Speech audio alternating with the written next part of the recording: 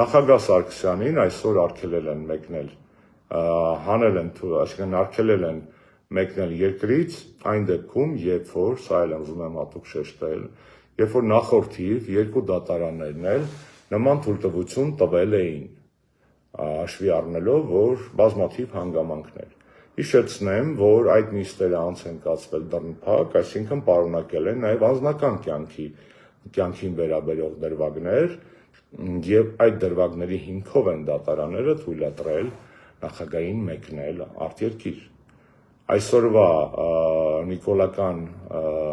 ջղակցկումը, նոպան այսպես ասած, այսինքն երեկվանից սկսած նոպան, հանգեցրել է նրան, որ Սերժ Սարգսյանը ոչ անձնական, ոչ էլ քաղաքական, սա հատուկ ուզում եմ շեշտել, հիմքերով, հիմնավորումներով նորից չի կարող մեկնել երկիր։ Սերժ Սարգսյանը Հայաստանի Հանրապետության լիիրավ քաղաքացի է, որի անձնական կյանքը անձեռնմխելի է եւ որ ունի նաեւ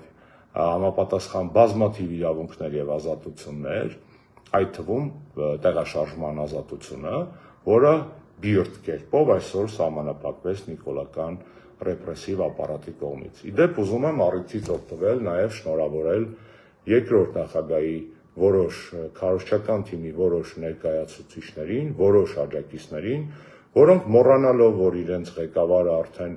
ամիսներ է ինչ ունի թույլտվություն մեկնել արտերկիր եւ ազատ օգտվում է փառքասու այդ հնարավորությունից, սևեռվել էին այն փաստի վրա, որ տեսեք Նիկոլը թողեց, որ Սերժը մեկնի արտերկիր, Սերժի սեկտը բացեցին,